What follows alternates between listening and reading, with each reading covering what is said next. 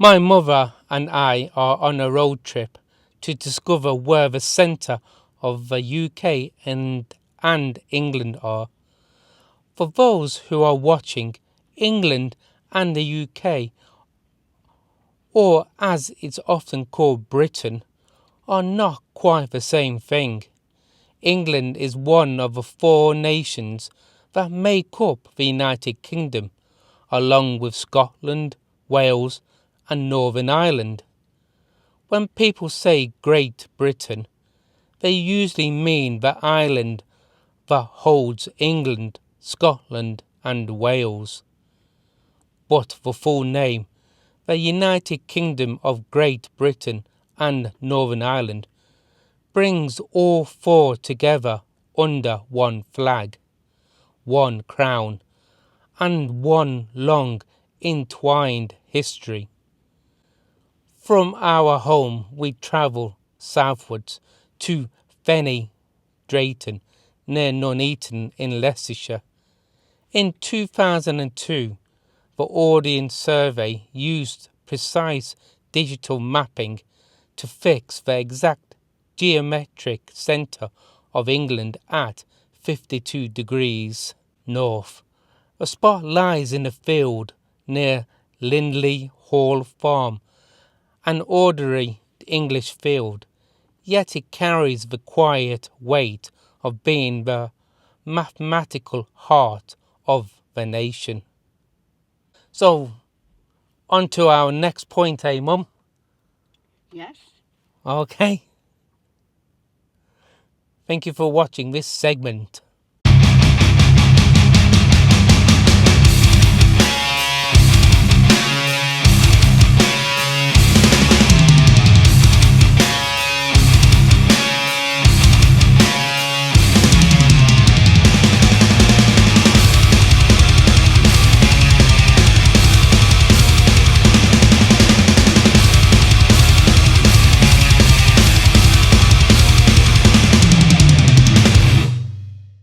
We've just arrived at Meriden. And what do we see here, Mum? A road. Well, yes, we do. But we also see something else. There's another kind of centre, not of land, but of people.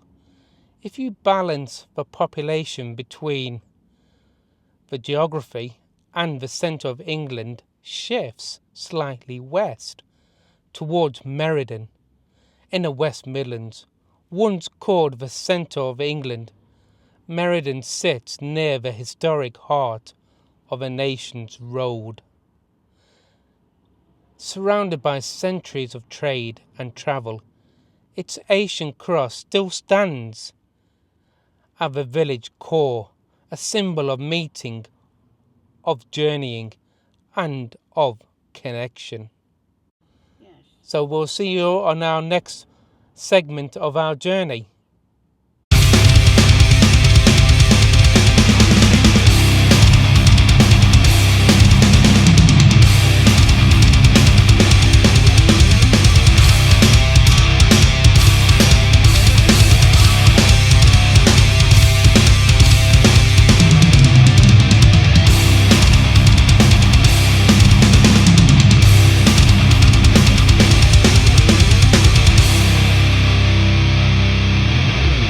Well, 3 hours later, we've arrived where the Ribble Valley winds between wooded hills and quiet pastures. A small village of Whaley rests here, timeless and steadfast. History breathes through every stone, the ruins of an ancient abbey, the worn paths of Roman roads that once carried legions north into the wilds. Whaley may not hold the official title of Britain's centre, but it sits close enough to feel the country's quiet heartbeat. The villagers have always believed this is where the land truly balances, not by calculation, but by spirit.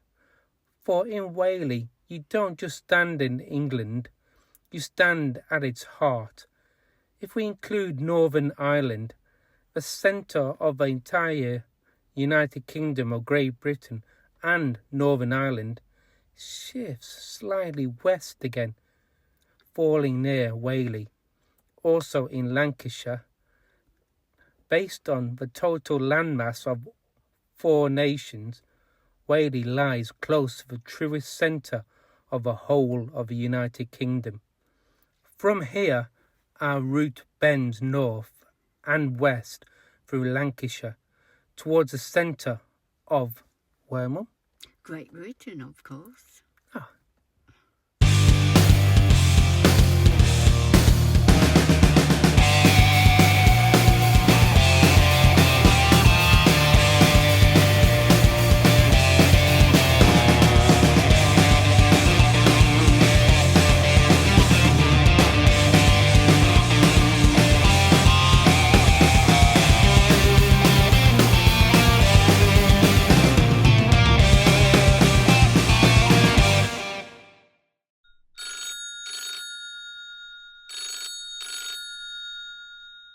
We're at Dunsop Bridge in the forest of Bowland. Amongst the moors and rivers is this phone box, which carries a small plaque. You are calling from the geographic centre of Great Britain. It's quite a moment where science and poetry have met.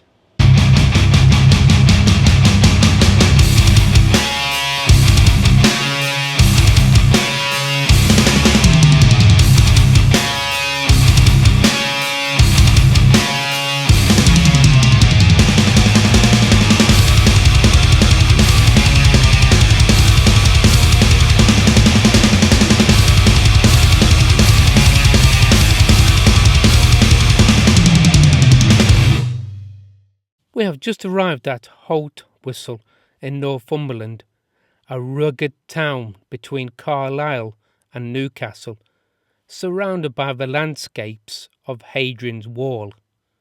Long known as the centre of Britain, it lies almost perfectly between the island's northernmost and southernmost points, and between east and west coasts, a northern heart of stone and heather.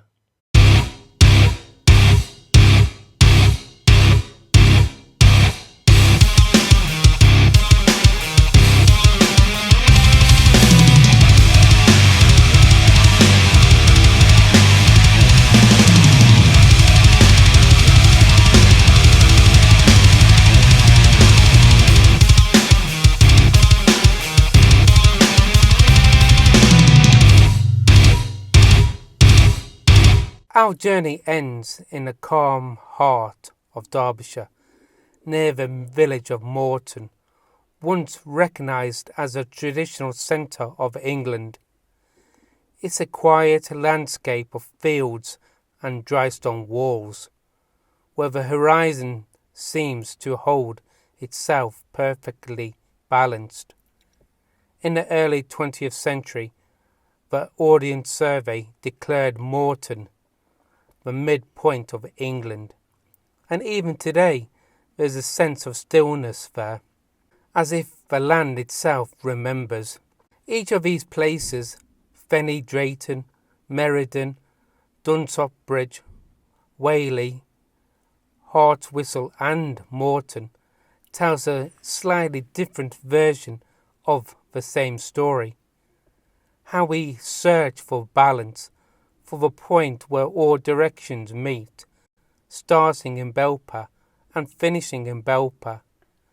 Our journey covers around 500 miles, taking about 10 to 12 hours of driving time. Though we've been stopping, exploring and letting the miles unfold slowly.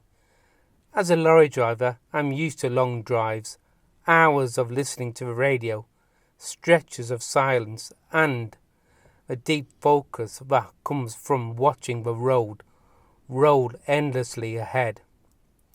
There's a rhythm in it a meditative stillness born of motion, a kind of travelling of mindfulness. Out here between fields and towns, I feel at home. For me, this journey isn't only about geography.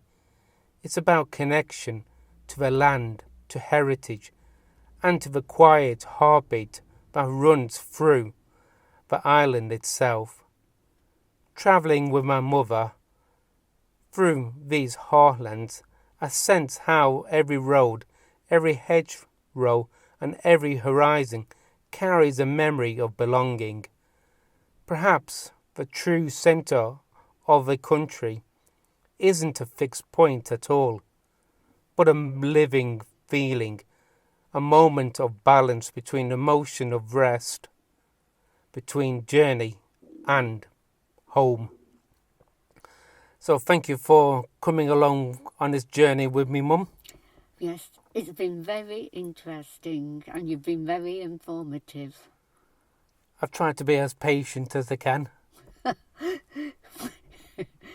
Which isn't, well, you have tried. Try my patience. So thank you for watching, and we hope to see you again. Bye.